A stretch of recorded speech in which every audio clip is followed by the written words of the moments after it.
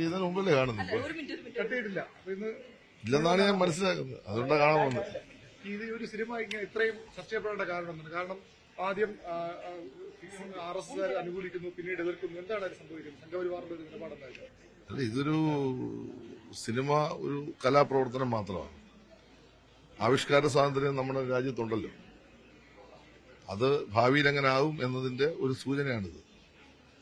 കേരളം പോലൊരു സംസ്ഥാനത്താണ് ഇതൊക്കെ സംഭവിക്കുന്നതെന്ന് പറഞ്ഞാൽ മറ്റു സംസ്ഥാനത്തെ സ്ഥിതി എന്തായിരിക്കും? ഇവിടെ ആശയങ്ങളാണ് ജനങ്ങൾ കൈമാറുന്നത്.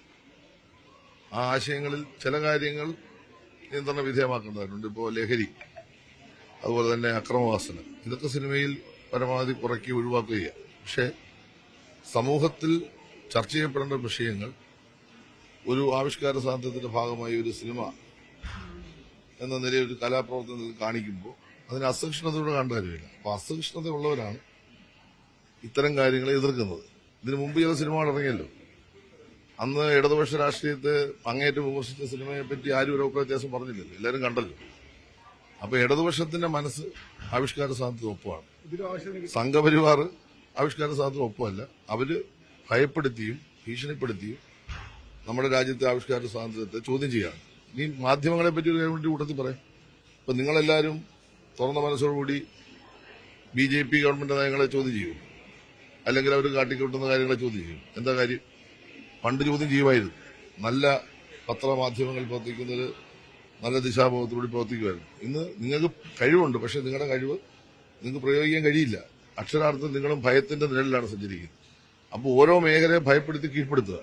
അപ്പൊ അതിനെതിരെ പ്രതിരോധിക്കാനുള്ള ശക്തി നഷ്ടപ്പെട്ടിട്ടില്ല കേരളത്തിൽ എന്നതാണ് ഈ സിനിമയെ ജനങ്ങൾ സഹർഷം സ്വീകരിച്ചിരിക്കുന്നത്. ഇങ്ങനെ ഭീഷണി വരുമ്പോൾ മുട്ടുമടക്കി 17 ഭാഗം വെട്ടിമാറ്റുന്നവരോടൊന്ന് പറയാം. ഒരു കാരണവശാലും ചോദിക്കാൻ പറ്റില്ല. തന്റെ ഇടത്തോടുകൂടി ആ സിനിമ കേരളത്തിലെ മുഴുവൻ തിയേറ്ററിൽ ഓടിക്കാനുള്ള ധൈര്യം അതിന്റെ നിർമ്മാതാവും അതിന്റെ സംവിധാനം ചെയ്തവരും കാണിക്കണം. അല്ലാതെ കട്ട് ചെയ്യാൻ അതൊക്കെ പിന്നെ അവർക്ക് ചെയ്യാൻ പറ്റുമല്ലോ. നിർമ്മിച്ച ആള് പറയാം എനിക്ക് ഈ ഭാഗം വേണ്ടെന്ന് പറഞ്ഞാൽ എന്ത് ചെയ്യാൻ പറ്റും? അത് നമ്മുടെ ഭാഗമല്ല. പക്ഷെ അത് ചെയ്യാൻ പാടില്ലെന്നാണ് എന്റെ അഭിപ്രായം. കാരണം ആവിഷ്കാര സ്വാതന്ത്ര്യത്തെ ഇത് കേവലം ഏതെങ്കിലും ഒരു സംവിധായകനോടോ ഒരു നടനോടോ ഉള്ള പ്രശ്നമല്ല. ഒരു കലാപ്രവർത്തനത്തോട് കാണിക്കുന്ന അസഹിഷ്ണുത അതങ്ങനെ കണ്ടാൽ മതി. പിന്നെ കേരളത്തിന്റെ മഹാനായ നടനില്ലേ മോഹൻലാൽ, അദ്ദേഹം തന്നെ അദ്ദേഹത്തിന്റെ സ്റ്റേറ്റ്മെന്റിൽ പറഞ്ഞല്ലോ, ഏതെങ്കിലും തരത്തിൽ തെറ്റായ ഒരു കാര്യം ഒരിക്കലും ഞാൻ ചെയ്തിട്ടില്ല, ചെയ്യുകയില്ല. അങ്ങനെ ചെയ്തിട്ടുള്ള ആളല്ലല്ലോ. മലയാളത്തിലെ എല്ലാവരും സ്നേഹിക്കുന്നു പൃഥ്വിരാജ്, വളർന്നു വരുന്ന ഏറ്റവും നല്ല ഒരു സിനിമാ രംഗത്തെ ഒരു കലാകാരനല്ലേ. അവരൊരു സിനിമ എടുക്കുമ്പോൾ ഏതെങ്കിലും ഒരു വ്യക്തിയോ ഒരു സമൂഹത്തെയോ മോശപ്പെടുത്തിയ ഒരു സിനിമ എടുക്കില്ലല്ലോ. അപ്പൊ സ്വാഭാവികമായിട്ടും സമൂഹത്തിൽ സംഭവിച്ച ചില കാര്യങ്ങൾ അവർ ഈ സിനിമയിലൂടെ കാണിക്കുന്നു. ആ കാണിക്കുന്നത് നമ്മൾ കാണുക. നമുക്ക് വിഷമുള്ള ഭാഗം ഉണ്ടെങ്കിൽ നമ്മൾ ആ ഭാഗത്തെ പറ്റി വിമർശനം പറയാം. പക്ഷെ അത് കട്ട് ചെയ്യുക, അല്ലെങ്കിൽ അത് പിന്നീട് ആ സിനിമയുടെ അന്തസ്സിനെ ചോദ്യം ചെയ്യുന്ന രൂപത്തിലേക്ക് നിലപാട് സ്വീകരിക്കുക, അതൊട്ട് ശരിയായിട്ടില്ല. മാപ്പ് പറഞ്ഞു ഓടി. പക്ഷേ പൃഥ്വിരാജിനെ ചുറ്റിപ്പറ്റിയാണ് ഇപ്പോൾ മുഴുവൻ വിമർശനങ്ങളും വരുന്നത്. പൃഥ്വിരാജും അതുപോലെ തന്നെ മോഹൻലാലും ഒക്കെ മലയാളത്തിലെ ഏറ്റവും പ്രമുഖരായ ആർട്ടിസ്റ്റുകളാണ്. അവര് ഒരു സിനിമ ഇറക്കുമ്പോൾ അവർക്കൊരു വീക്ഷണം കാണും.